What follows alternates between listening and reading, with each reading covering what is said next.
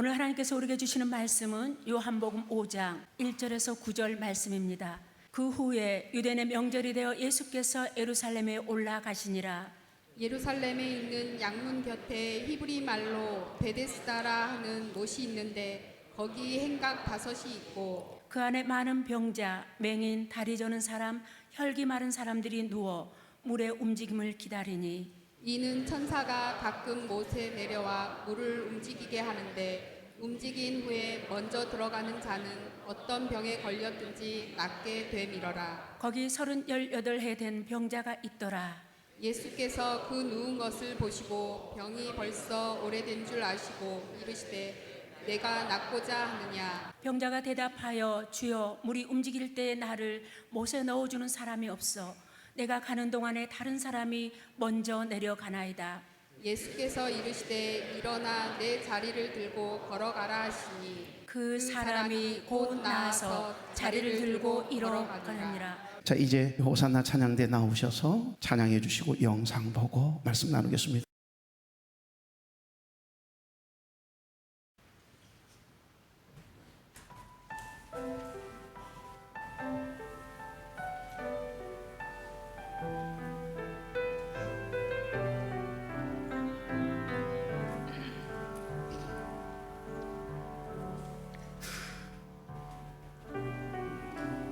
오늘도 힘든 삶을 견뎌내고 나는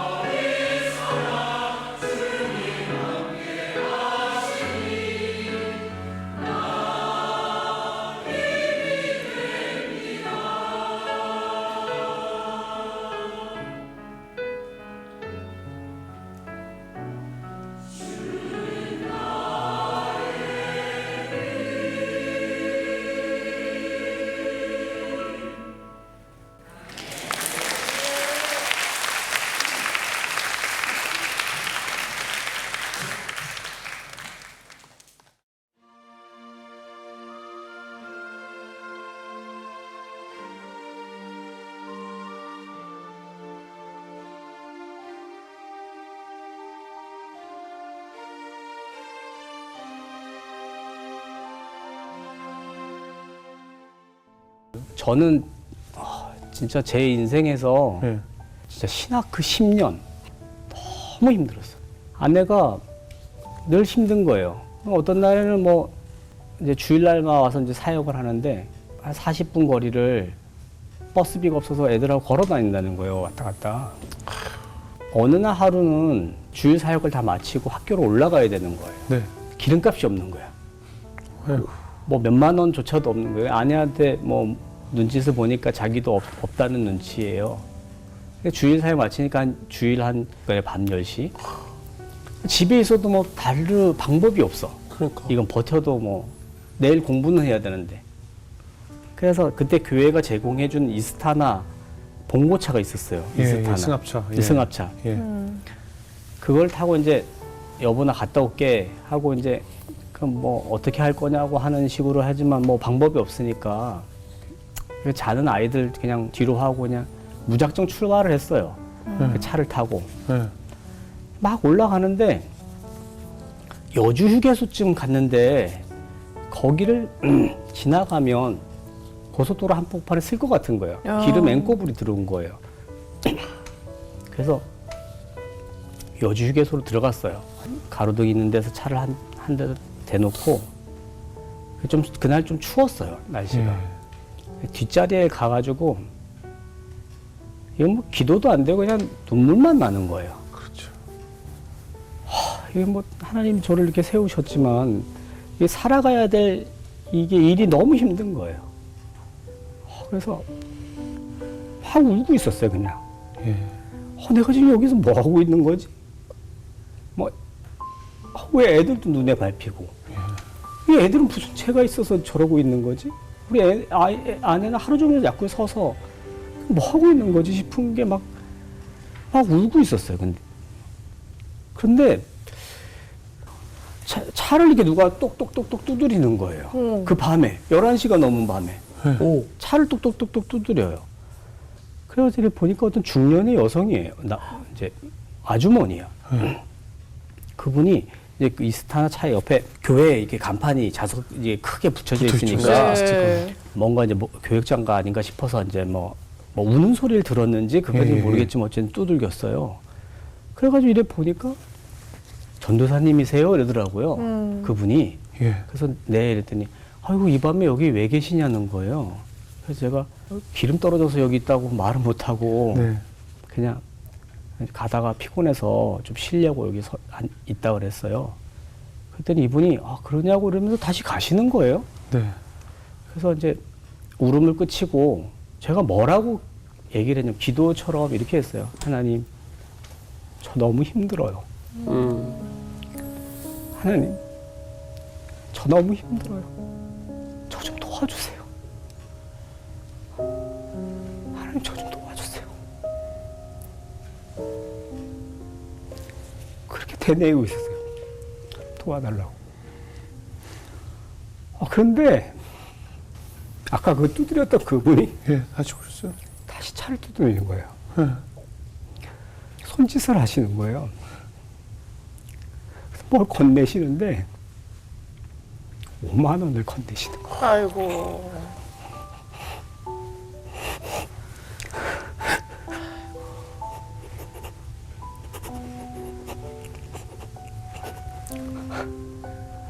뭐라면서 주세요? 전도사님,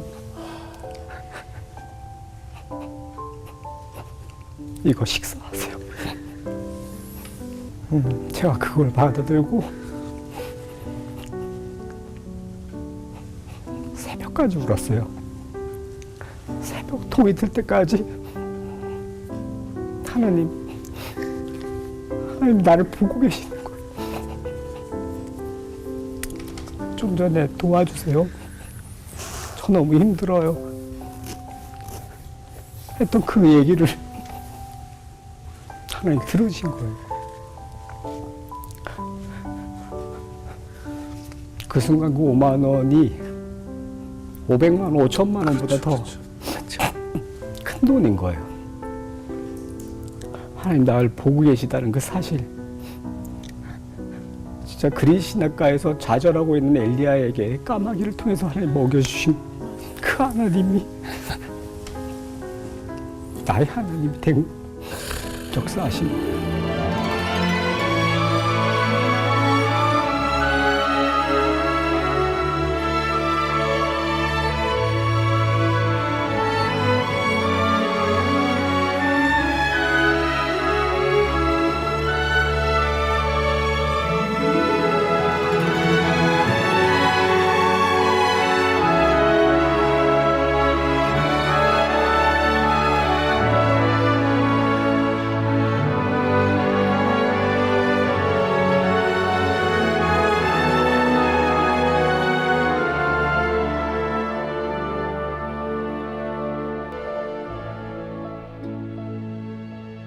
지금 이 시간 나는 성령이 내 속에 계시다는 것을 확신합니다. 그분이 여러분 속에서도 살아 역사하실 줄 믿습니다. 그래서 오늘 우리에게 주신 이 하나님의 말씀이 저와 여러분의 마음에 빛이 되기를 원하고 그 빛을 비추이는 자로 주 안에서 승리하며 살아갈 수 있기를 주의 이름으로 축복합니다. 방금 보셨던 영상은 강원도 산골마을 정선 덕천리에 시골 목회를 하는 덕천교회 최기수 목사님 이야기였습니다. 정선 읍내에서 1시간 10분 정도 더 깊이 들어가야만 하는 깊은 산골짜기에 있는 시골교회입니다. 그가 목사로 부르심을 받고 신학 10년 동안에 너무너무 힘든 그 고난과 연단 중에 겪은 일을 새롭게 하소서에 나와서 간증하는 내용을 편집했습니다. 원래 조폭이셨던 아버지, 깡패 아들로 태어나 젊은 시절 그는 부모님이 싫었다고 그래요. 그래서 그 부모님이 싫어서 반항하면서 스스로 오토바이족이 되어가 방황하던 세월을 보냈던 그런 사람이에요. 머리는 갈색으로 탈색을 시키고 125cc 오토바이를 갈매기 핸들로 개조해가 앞바퀴를 번쩍 들고 뒷바퀴도 한 번씩 들어가면서 마오라도 개조해가 온 동네를 떠들썩하게 했던 오토바이족이 되어가 반항하면서 방황하던 세월을 보냈던 그런 사람이에요. 그런데 하나님의 특별한 계기로 그가 하나님의 부르심을 받아 신학을 공부하게 되고 10년 신학 공부를 마치고 목사가 되었던가 봐요. 깡패였던 이 아버지는 전도하러 온 사람들 못마땅하게 여겨서 폭언을 일삼는 건 이건 비일비재했고, 하물며 전도사님이 전도하러 오면 뺨을 사정없이 팍 쳐서 보낼 만큼 그런 악을 행하다가 말고 독한 체독에 걸려서 아무것도 먹지 못하고 죽게 되었을 때 한 여전도사님의 전도를 받고 처음으로 새벽 예배에 참여한 거예요. 그런데 놀라운 것은 처음으로 새벽 예배를 갔는데 기적같이 그날 저녁부터 식사 한 끼를 먹을 수 없었던 이 체독에 걸려 죽을 병에 걸렸는데 그만 세상에 식사를 할 수 있게 되어 그때부터 예수님을 믿게 되고 삶이 변화된 줄로 믿습니다. 방금 보셨죠? 하루는 돈이 없어 기름값이 없이 신대원을 가기 위해 고민 중에 차를 몰고 출발했습니다. 그런데 가는 도중에 그만 기름주유 경고등이 뜨자마자, 여러분 우리도 그러잖아요. 여러분 아무리 불이 들어와도 65km, 75km는 더 갈 수 있거든요. 불이 들어오는 순간부터 우리 마음이 어때요? 조급해요. 불안한 마음이 있으니까 빨리 가서 넣지 않으면 참 어렵거든요. 저도 어제 29km까지 땡겨봤어요. 이 마음이 불안해요. 에어컨 틀고 29km 남을 때까지 불 들어와가지고서 울릉 지나가는 주유소를 못 만나가. 넣고 나니까 천하를 얻는 것처럼 행복합니다. 그러니까 그 경고등 하나만 떠도 우리의 마음이 얼마나 불안함을 느낍니까? 그런데 자신의 처지를 생각하니 얼마나 속상한지 하는 수 없이 고속도로를 달리다가 말고 정지할까봐 그만 차를 휴게소에 세우고 추운 날씨인데 시동도 끄고 그만 뒷자리에 가서 자신의 신세를 한탄하며 서럽게 울고 있습니다. 기도도 안 되는 거예요. 하나님께서 나를 부르셨으면 생활을 할 수 있도록 책임져 주셔야 하는 것 아니냐고, 하나님 도와주셔야 되는 것 아닙니까? 하면서 항변하면서 너무너무 속상한 나머지 기도도 안 되고 너무 내 신세가 처량하니까 그냥 뒤에 가서 그 추운데 보들보들 떨면서 하염없이 속상한 자신의 처지만 생각하고 눈물을 뚝뚝 흘리고 있는데, 교회 이름이 쓰여져 있는 걸 보시고 아마 저 추운 날 시동도 걸지 않고 저 뒷좌석에서 뭔가 울적거리는 모습을 보셨던지 전도사님이세요. 전혀 모르는 분이 찾아와서 네, 그랬더니 왜 이 밤에 이곳에 계시냐면서 잠깐 어디를 다시 갔다 돌아오더니 그때 돈 큰 돈이죠. 5만 원권 하나를 이렇게 주시는, 식사나 하시라고. 방금 보셨죠? 하나님 너무 힘이 들어요. 저 좀 도와주세요. 그런데 그 작은 신음에 하나님은 다 보고 계셨던지 다 듣고 계셨던 하나님이셨던지 오만을 도와주시는 그 놀라운 기적과 같은 일을 경험하고 하나님은 나를 버리거나 떠나지 아니하시고 지켜보고 계셨구나. 그 사실에 나의 작은 신음을 듣고 계셨다라고 하는 나의 모습을 다 일거수일투족 지켜보고 계셨다라고 하는 그 생각에 밤이 새도록 해가 떠오르도록 그 새벽 내내 회개하면서 하나님께 울었다라고 하는 간증의 내용이거든요. 하나님 사랑의 눈으로 너를 어느 때나 바라보시고 하나님 인자한 귀로서 언제나 너에게 기울이시니 어두움에 밝은 빛을 비춰주시고 너의 작은 신음에도 응답하시니 너는 어느 곳에 있든지 주를 향하고 주만 바라 하나님의 사랑을 사모하는 자 하나님의 평안을 바라보는 자 너의 모든 것 창조하신 우리 주님이 너를 얼마나 사랑하시는지 하나님께 찬양과 경배하는 자 하나님의 선하심을 너의 모든 것 창조하신 우리 주님이 모든 것 창조하신 우리 주님이 너를 얼마나 사랑하시는지 사무셨네. 하나님 사랑의 눈으로 너를 어느 때나 바라보시고 하나님 인자한 귀로서 언제나 너에게 기울이시니 어두움에 밝은 빛을 비춰주시고 너의 작은 신음에도 응답하시니 너는 어느 곳에 있든지 주를 향하고 주만 바라볼지라 주만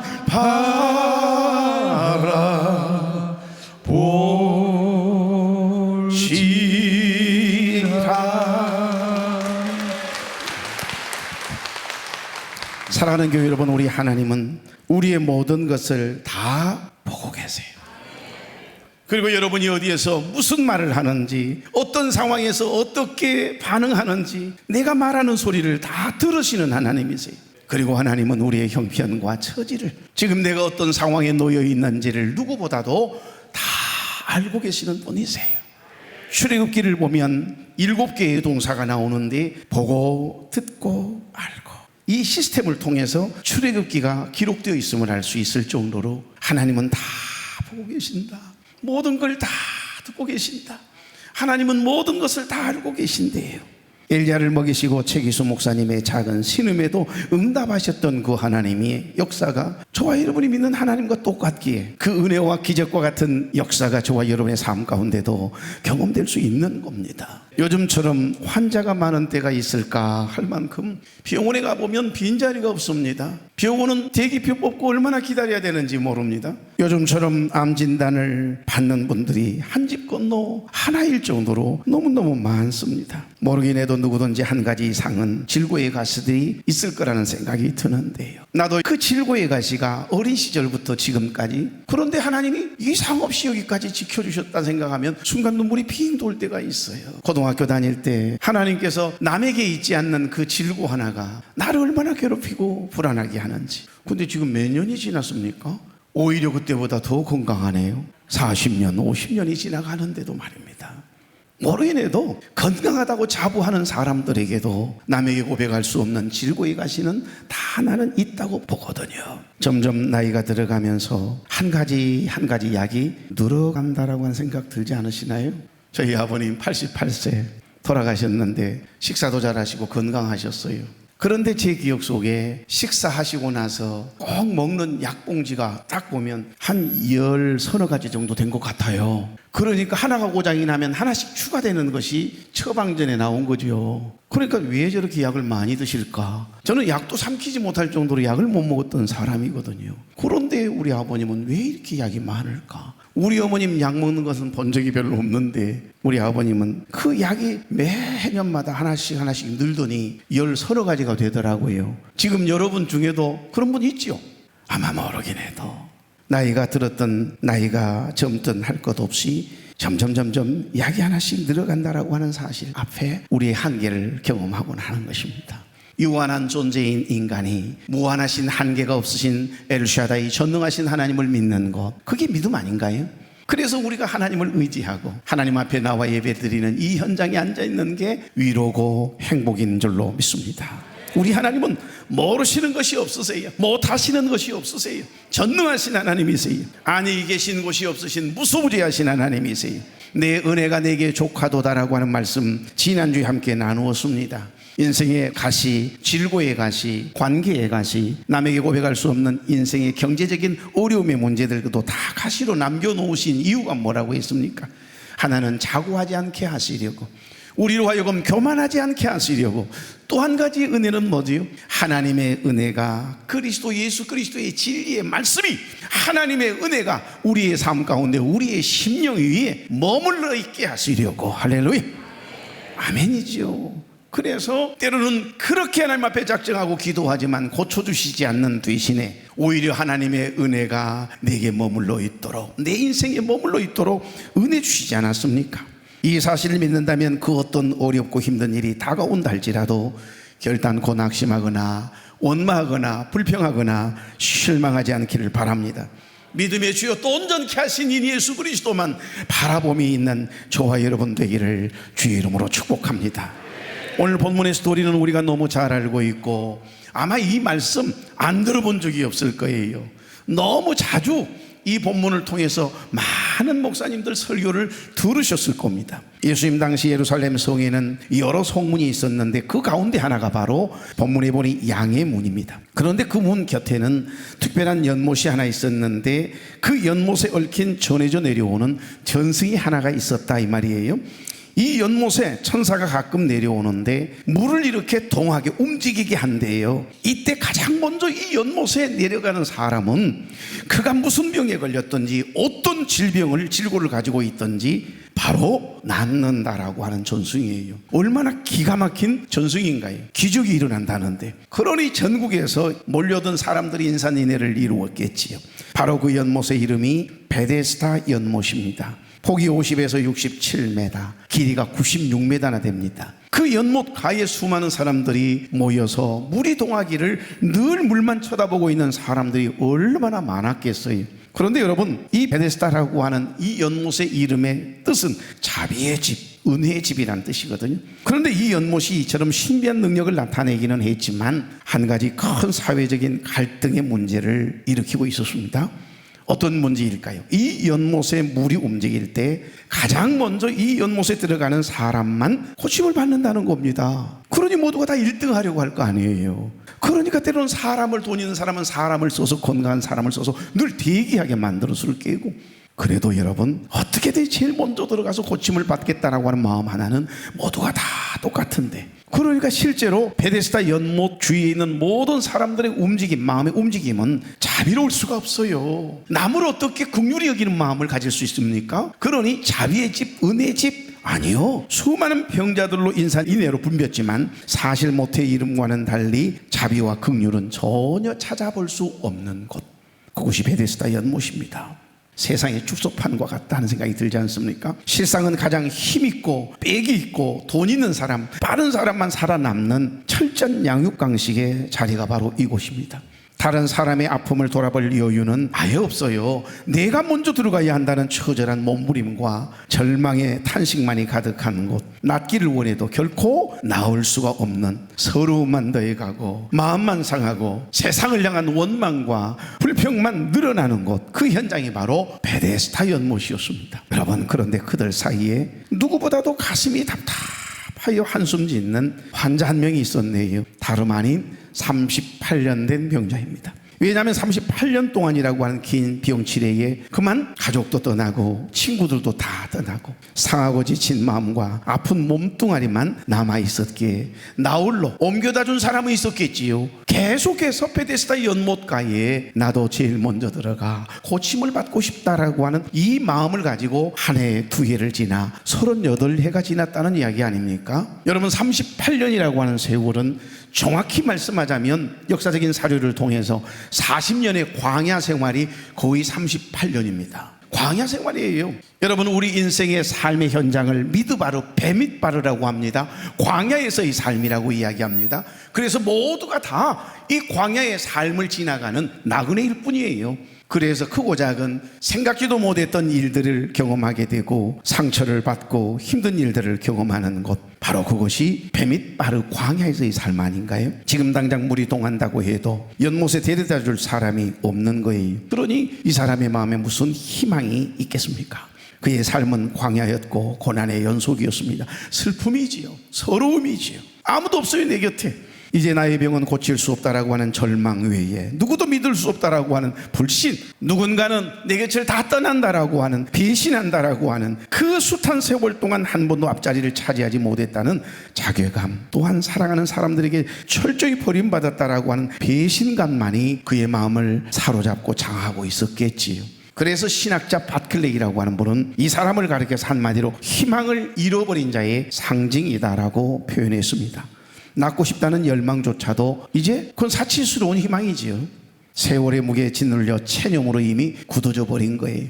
그냥 다른 사람들 제일 먼저 들어가서 치료받는 거 보는 것으로 대리만족하는 것만 해도 어디냐, 아마 이 정도였겠지요.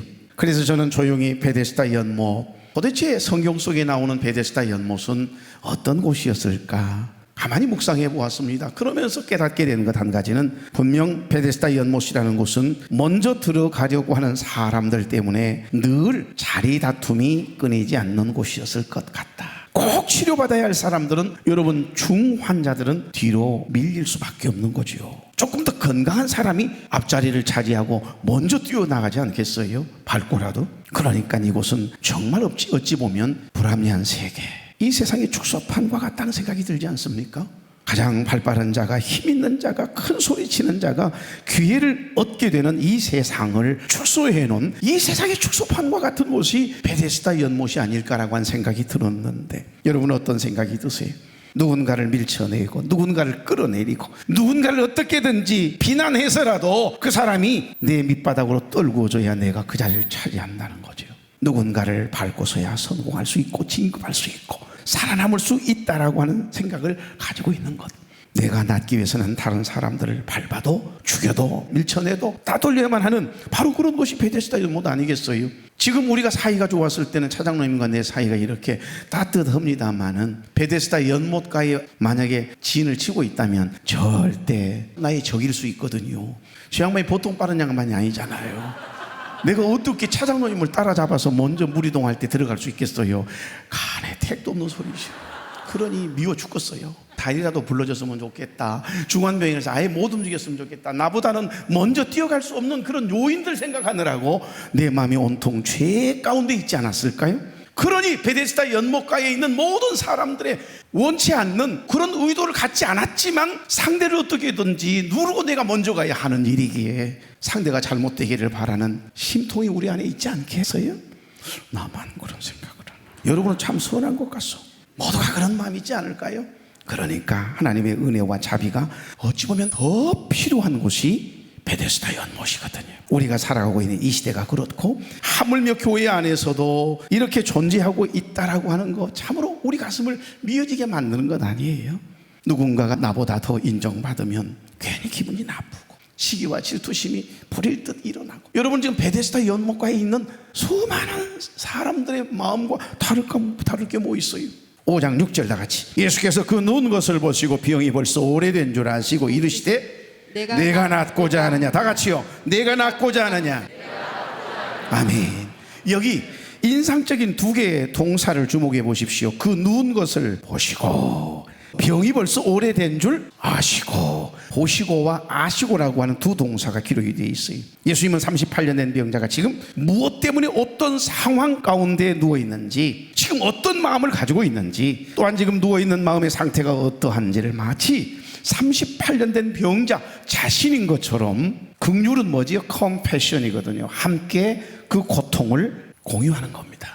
남을 긍휼히 여긴다는 마음은 그런 거예요. 주님이 십자가를 지심은, 십자가의 고통을 겪으신 것은 우리를 긍휼히 여기셨다라고 말씀하시는데, 주님의 마음, 바로 그게 컴패션, 긍휼이라고 하는 마음입니다. 암 진단을 받고 투병 중에 있는 그분의 고통과 그분의 아픔과 그분이 느낄 그 마음들을 공유하는 거예요. 이게 긍휼이라고 하는 겁니다. 그런데 우리 하나님은 이미 이 38년 된 병자가 누워있는 그 모습을 보시고, 병이 벌써 오래된 줄 아시고, 지금 어떤 마음이 그 마음 속에서 계속 일어나고 있는가를 다 알고 계셨다는 이야기거든요. 보시고 아시고는 그냥 간단한 이야기가 아닙니다. 38년 된 병자가 지금 주님이세요. 그러니까 38년 된 병자가 느끼는 감정들, 힘듦, 서러움들을 자신인 것처럼 정확하게 느끼고 이해하고 계셨다라고 하는 표현인 겁니다. 병이 벌써 오래인 줄 아시고. 여러분, 이 말씀은 예수님은 38년 된 병자가 이미 오랜 시간 병으로 인해서 어떤 아픔, 고통을 겪었고, 유대인들의 미신에 의지해서 베데스다 연못에 와서 지금 병이 낫기를 기다리는 삶을 매일 매해년마다 반복해 왔는지 누구보다 잘 알고 있었다라고 하는 표현이거든요. 내가 지금 당장이라도 병이 나을 수 있기를 아주 간절히 기다리며 완벽할 정도로 마음의 준비를 하고 있느냐는 주님의 질문이에요. 내가 낫기를 원하느냐? 그런데 38년 된 이 병자, 지금 낫기를 원하느냐 그러면 여러분이라면 어떻게 대답하겠어요? 그럼 되는 일이잖아요. 네, 낫기를 원합니다.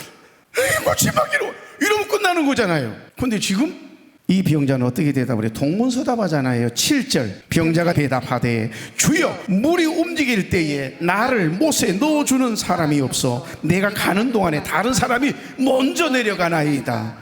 이를 직역하면 물이 동할 때에 나를 못 안으로 넣어줄 사람을 나는 가지고 있지 않습니다. 그래서 다른 사람이 나보다 앞서 내려갑니다, 이 말이거든요. 그러니까 그 병자는 유대인들의 샤머니즘에 영향을 받아서인지 지푸라기라도 잡는 심정으로 드러누워 있게 된 것이 세월이 흘러 38년이 된 거예요. 그동안 그의 주위의 가족들과 친구들이 이 친구의 병이 오래된 줄 모르는 분이 있었을까요? 7절에서 알 수 있듯이 38년 동안이에요.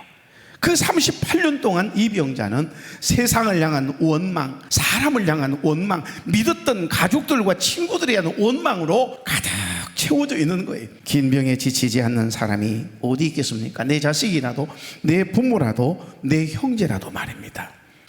분위기가 이렇게 갑자기 어두워요. 가벼운 질문 하나 드릴게요. 아들을 낳은 어머니와 딸을 낳은 어머니 중에 누가 더 오래 살 것 같습니까? 이제 좀 긴장 좀 푸시고 조금 쉬었다 갑시다. 예?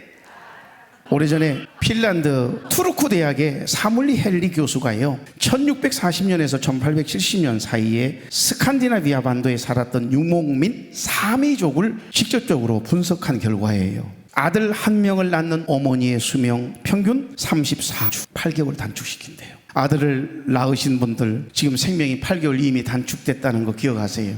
2명 아들을 두고 계시는 분들은 16개월 단축됐으니까 그리 알고 사셔야 돼요. 그런데 딸 한 명을 낳은 어머니의 수명은 어찌 될까요? 23주, 5달입니다. 연장. 좋고다, 서유련 집사님. 딸 둘 낳은 것이 얼마나 감사한 일이요. 우리 집은 2남 3녀니까 계산 좀 해주시오. 2명의 아들 때문에 이현미 사모 16개월 생명 단축. 그런데 3명의 딸을 더 낳아줌으로 인해서 15개월 연장. 그래도 이현미 사모님은 1개월 생명 단축. 그 정도는 감사하고 사시오. 아들과 딸 하나씩을 낳은 분들은 모두 아내들 생명 3개월씩 다 단축시킨 분들이세요. 그러니까 아내들한테 잘하세요. 차영수 장로님 계산해 볼까요? 김문아 권사님 아들 2에 딸 하나였으니까 11개월 단축이네요. 아내한테 잘하고 사시오. 예, 김은영 권사님, 정희경, 최지혜 권사님 가만 생각하니까 딸이 2씩이잖아요. 10개월 연장이네요. 다음 주에 떡 한 판 해야 될 것 같습니다. 예, 이상희 집사님 계산해보면 1남 1녀더라고요. 어우, 3개월 단축이더라고요. 와, 그 3개월 정도는 괜찮지 않습니까? 그런데 더 놀라운 사실은 우리 교회에 겁이 없는 분이 계세요. 허재범 장로님, 황점래 권사님, 쌍둥이까지 낳아서 딸만 4명, 20개월 생명 연장. 이분들은 다음 주에 반드시 떡을 해야 돼.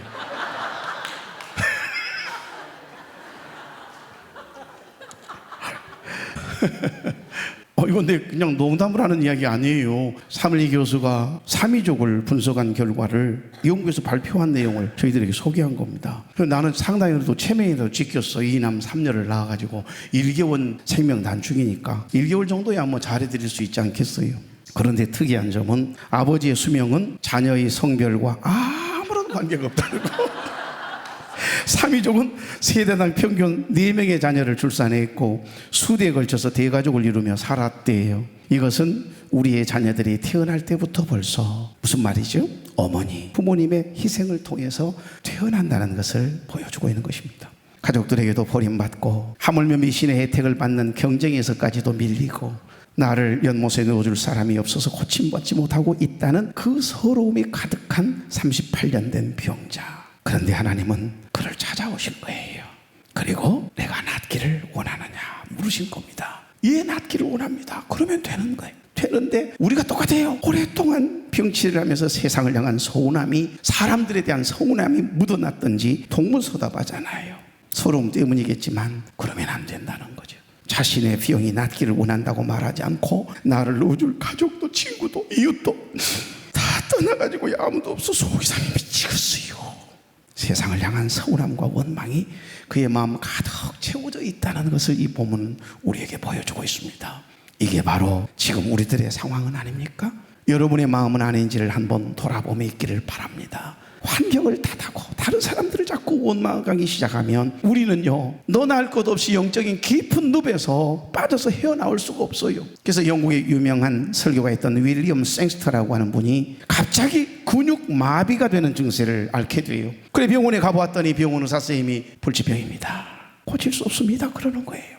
그 순간 마음이 무거웠겠죠. 근데 믿음이 있던 터라 이 윌리엄 생스터 나오면서 하나님 앞에 기도해요. 하나님 감사합니다. 그리고는 내 일평생 이 4가지는 반드시 지키겠습니다 하면서 자기 스스로 4가지를 하나님 앞에 맹세해요. 지난주 맹세, 서원에 대한 말씀이 있지요. 첫째, I will never complain. 하나님, 나는 어떤 경우에라도 결코 원망하거나 불평하지 않겠습니다. 두 번째, I will keep the home bright. 여기 블라이트라고 하는 단어는 밝은, 영리한, 긍정적인, 빛나는, 환한 이란 뜻이니까 하나님, 일평생 불치병에 걸렸다라고 하는 진단을 받은 나 때문에 내 가족이, 내 가정이 어두워지지 않도록 밝음을 유지하겠습니다.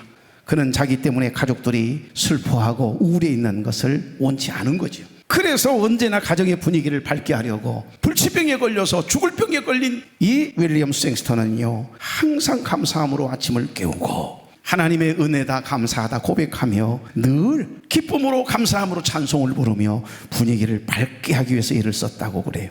세 번째, I will count my blessings. 블레싱은 좋은 일을 회상하다 그런 뜻이잖아요. 내게 없는 것 때문에 원망하거나 불평하지 않고 하나님께서 내게 주신 복들을 생각하면서 그것을 카운트하며 살겠습니다라고 결단한 거예요.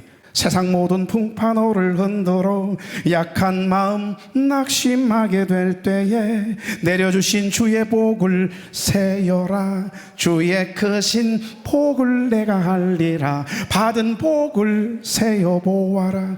크신 복을 내가 알리라.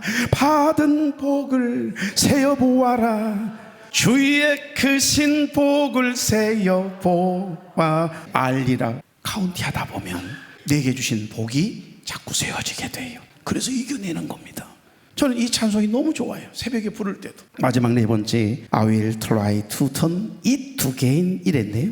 하나님, 내가 당하고 있는 시련이 내게 유익이 될 수 있도록 늘 바꾸는 노력을 하겠습니다. 죽을 병에 걸렸다는 분이 이렇게 밝은 마음을 가지고 하나님께 감사함으로 하루하루를 대하고 삶을 대하고 가족들을 대하는데 무슨 어둠이 틈타겠어요. 하나님의 부르심을 받을 때까지 하나님의 주신 매일매일을 하나님의 선물로 여기고 감사함으로 살았습니다. 사랑하는 교회 여러분, 여러분에게 묻습니다. 만약 우리 옆에 있는 이 아름다운 그린 광장이 베데스다 연못입니다. 전승에 제일 먼저 물이 움직일 때에 처음으로 들어가는 사람이 어떤 병에 걸렸든지 고침을 받는다라고 하는 소문이 난다면 전국 곳곳에 있는 수많은 사람들이 이곳에 몰려들 것 아니에요.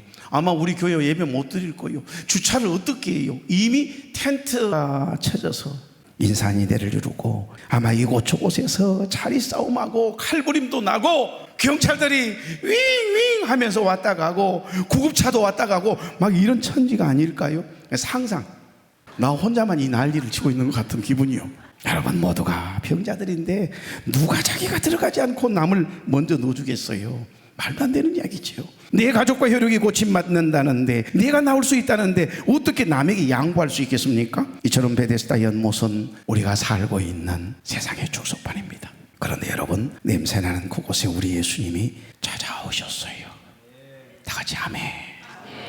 여러분에게도 우리의 형편과 사정을 누구보다 잘 알고 계시는, 우리의 마음의 움직임을 감찰하시고 계시는 우리 하나님이 어떤 상황에서 어떤 마음을 가지고 있는지를 다 보고 알고 계신 우리 하나님께서 찾아오시면 끝나는 거예요. 유대인의 명절이 되어 예수님께서 예루살렘에 올라가시다 말고 베데스다 연못에, 그것도 38배 앓고 있던 병자가 있는 그곳으로 뚜벅뚜벅 직접 찾아오신 거예요. 예수님께서는 그 누운 것을 보시고 병이 벌써 오래된 줄 아시고 뭐라고 말씀하세요? 내가 낫고자 하느냐. 다 같이요. 내가 낫고자 하느냐. 누가 이 사람에게 관심이나 있었겠습니까? 물어주는 이 하나 없고 도와주는 이 하나 없는 그곳에 가족도 친구도 다 지쳐서 떠났는데 홀로인 38년 된 병자에게, 그것도 아무도 알아주는 이 없는 그 병자에게 예수님은 직접 찾아오셔서 내가 낫고자 하느냐 물었으니 38년 된 이 병자 순간 눈물이 앞을 가렸겠지요. 여호와 라파, 치료자 되신 우리 주님께서 보시고 알고 계셨던 거예요. 아무도 그를 연못에 넣어줄 사람이 없다는 것을 하나님은 다 알고 계셨어요. 그를 불쌍히 여기신 겁니다. 예수님은 많고 많은 사람들 중에 가장 절망적인 그 사람을 찾아오셨어요. 그 누운 것을 보시고 병이 벌써 오래된 줄 다 알고 계셨어요. 예수님은 그런 분이세요. 예수님은 그의 아픔과 슬픔을 다 알고 계셨어요. 병이 얼마나 깊은지, 얼마나 큰 고통을 받아왔는지, 그리고 지금의 마음의 상태가 어떠한지 보시고 아시고 예수님은 많고 많은 사람들 중에 그를 찾아오신 거예요. 죄에 빠지어 헤매이다가 지쳐버린 나의 모습은 못 견디는 아픔 속에서 그렇게 쓰러졌을 때 아무도 오는 사람이 없어 정말로 난 외로웠네. 그때 주님 내게 찾아와 사랑으로 함께 하였네. 병든 자여 내게 오라, 가난한 자 내게 오라, 죄 빠진 많은 사람들아 모두 다 내게 오라. 슬픈 자여 내게 오라, 괴로운 자 내게 오라, 삶에 지친 많은 사람들아 모두 다. 아멘. 저와 여러분을 부르시는 주님의 음성이 들리신가요? 이제 말씀을 정리하고 마치고자 합니다. 내가 낫고자 하느냐? 아직도 포기하지 않았느냐? 38년 정도 알았으면 인생을 포기할 만도 한데 아직도 생명을 포기하지 않았느냐? 지금도 낫고 싶은 마음이, 의지가 내게 있느냐라고 하는 질문이잖아요. 낫고자 하는 의지가 없으면, 본인이 주님의 말씀을 거부하고 믿지 아니하면 하나님의 능력도 그 사람에게서 나타날 수 없기 때문입니다. 우리 주님과 연결되어 있어야 합니다. 이것이 믿음인 것입니다. 지금 베데스다 연못에 모여든 사람들의 시선은 모두 다 어디에 쏠려 있는지 한번 상상해 봐요. 어디에 그들의 시선은 쏠려 있나요? 베데스다 연못, 물이 움직이는가? 뭐 일어나면 잘 때까지 계속해서 베데스다 연못에 시선이 집중되어 물이 통하기를, 움직이기를 기다리며 연못에만 모든 사람들의 시선이, 마음이 집중되어 있지 않습니까? 그런데 38년 된 이 병자의 마음과 시선은 지금 어디로 향해 있는가 한번 봐봐요. 어디로 향해 있습니까? 여러분, 어차피 물이 움직여 봐야 나를 넣어줄 사람 없는데 지금 마음이 어디가 있겠어요? 세상을 향한 원망, 나를 버린 가족과 친구에게 가 있는 거 보십시오. 나만 그렇게 보이나요? 아니면 내 힘으로는 지금 이 상황에서는 내가 할 수 있는 것이 하나도 없다라고 하는 절망적인 생각에 그의 마음이 이미 시선이 집중되어 가지고요, 회한이 오가는 거지요. 한맺힘이 있는 거예요. 저와 여러분에게도 우리 주님은 물으세요. 내가 낫고자 하느냐? 그 문제를, 그 인생의 어려움의 문제를 해결한 받기를 원하느냐? 여러분, 지금 병자에게 중요한 것은 의지이고 더 중요한 것은 예수 그리스도를 믿는 믿음인 줄 믿습니다. 여기 마가복음 11장 24절, 그러므로 내가 너희에게 말하노니 무엇이든지 기도하고 구하는 것은 받은 줄로 믿으라. 그리하면 너희에게 그대로 되리라. 주님만을 바라보아야, 믿음의 주여 또 온전케 하신 예수 그리스도만 바라보아야 내 질병을 치료받지 못한다 할지라도, 고쳐주지 않는다 할지라도 저 영원한 하나님의 나라의 소망을 두고 이겨낼 힘, 하나님의 은혜가 우리의 아픔보다도 힘든보다도 더 상세하고도 남을 만큼 덮는 놀라운 은혜가 경험되지 않겠습니까? 누군가의 도움만 있으면 나도 고침을 받을 수 있다는 그 작은 꿈이 우리 주님의 마음을 동하게 한 것입니다. 베데스다 연못이 동하기를 바라지 마십시오. 저와 여러분은 우리 주님의 마음이 움직이기를, 우리 주님의 마음이 동하기를 구해야 합니다. 그것이 바로 주님이 원하시는 믿음의 자세인 것이지요. 38년 된 병자는 그래서 베데스다를 떠날 수가 없었던 거예요. 그것을 우리 주님은 아시고 보시고 8절 9절 예수께서 이르시되 일어나 내 자리를 들고 걸어가라 하시니 그 사람이 곧 나아서 자리를 들고 걸어가니라. 할렐루야. 내가 낫고자 하느냐? 일어났어요. 자기도 모르게 일어난 겁니다. 38년 동안 한 번도 일어나 본 적이 없어요. 자기도 모르게 일어나 자리를 들고 주님의 말씀에 사로잡혀서요, 그 말에, 그 강권적인 말씀에 사로잡혀서 자리를 들고 걸어가고 있네요. 뛰어보기도 하네요. 놀랍게도 주님의 음성이 들리는 순간 그들은 믿음으로 반응한 거예요.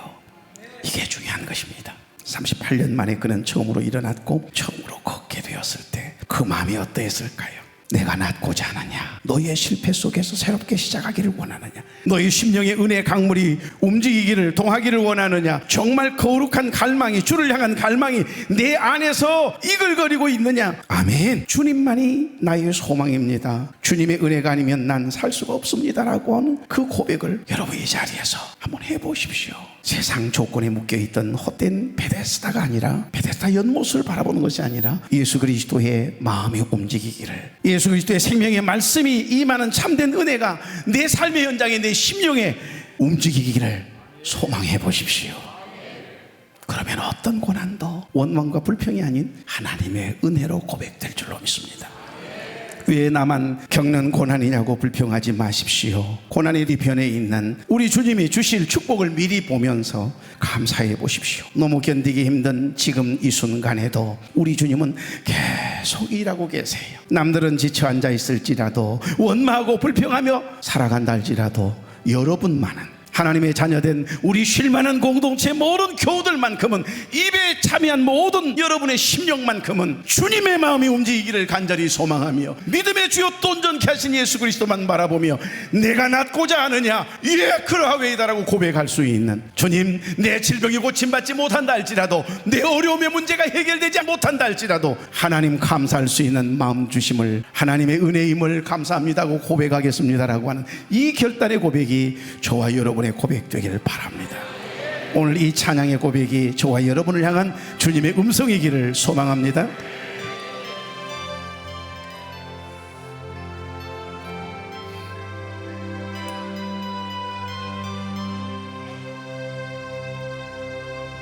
왜 나만 겪는 고난이냐고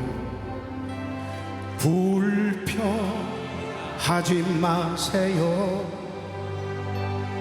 고난의 뒤편에 있는 주님이 주실 축복 미리 보면서 감사하세요. 왜 이런 슬픔 당하지? 왜 이런 슬픔 찾아왔는지 원망하지 마세요. 원망하지 마세요. 당신이 잃은 것보다 주님께 받은 은혜, 더욱 많은 은혜 감사하세요.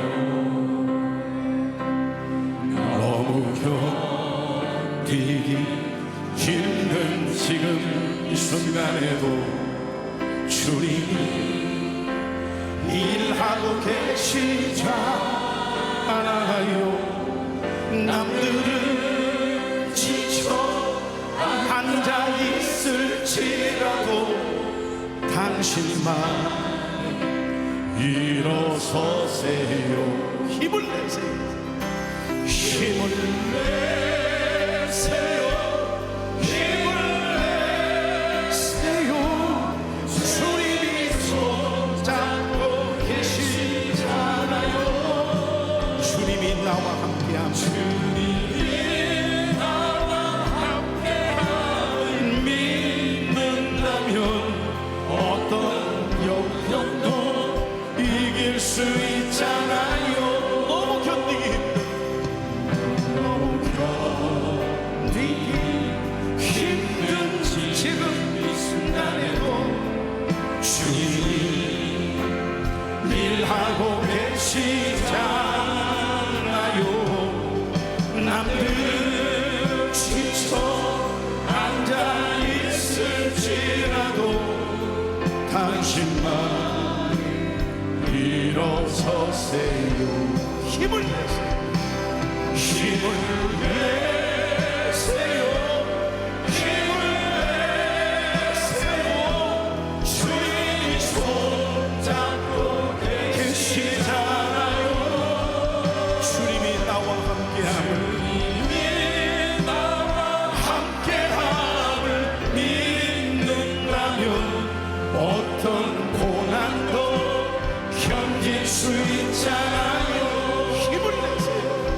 힘을 내세요. 힘을 내세요. 주님 손잡고 계시잖아요. 주님이 나와 함께함을 믿는다면 어떤 역경도 이길 수 있잖아요. 어떤 고난도 견딜 수 있잖아요.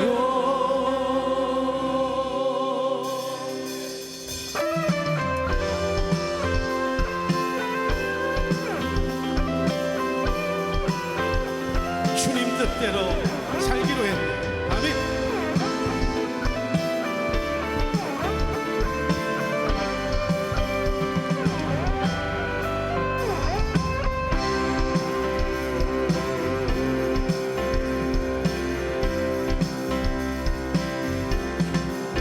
주님 뜻대로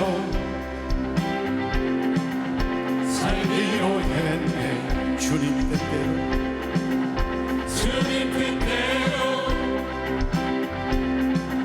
살기로 했네. 주님 뜻대로 살기로 했네. 뒤돌아서지 않겠네. 뒤돌아서지 않겠네. 아멘. 이 세상 사람 날 몰라줘도 이 세상 사람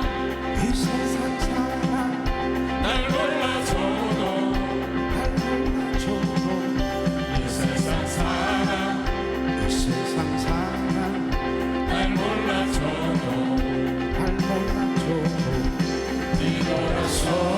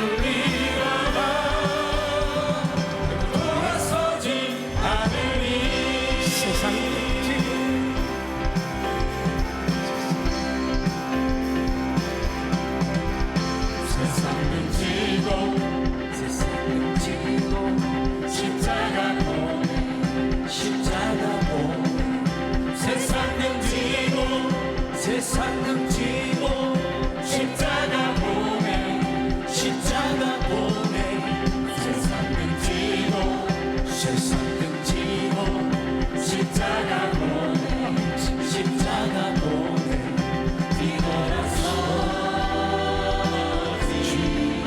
않겠네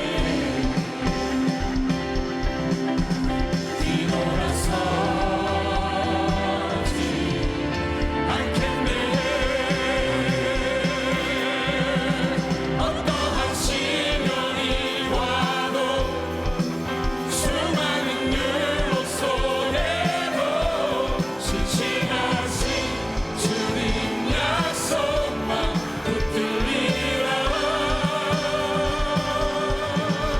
세상이 이해 못하고 우리를 조롱하여도 신실하신 주님 약속만 붙들리라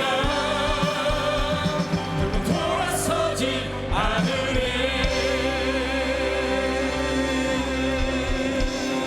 좋으신 하나님, 오늘도 십자가의 보혈과 생명의 말씀으로 우리의 심령을 다시 일으켜 소생시켜 주시니 감사합니다. 38년 된 병자처럼 환경을 타라고 사람을 원망하며 주저앉아 있던 우리를 직접 찾아오셔서 내가 낫기를 원하느냐, 일어나 내 자리를 들고 걸어가라 말씀하신 주님의 음성 이 시간 듣게 하시니 감사합니다. 그동안 우리를 짓누르던 모든 질병과 어려움의 문제들, 절망들, 무기력의 자리를 털고 담대히 일어나게 하시고 주의 손잡고 일어나 힘있게 믿음의 발걸음을 뛰게 하옵소서. 주님께서 우리의 손을 굳게 잡고 계심을 믿고 날마다 주 안에서 믿음으로 승리하는 삶 살아내게 하옵소서. 어떤 고난과 시련 속에서도 사람을 탓하거나 원망하고 불평하지 않게 하시고 베풀어 주신 하나님의 은혜, 구원의 복을 날마다 카운티 세워보며 능히 이겨내는 부활의 믿음으로 승리하는 종들 되도록 하나님의 인자를 도하여 주시옵소서.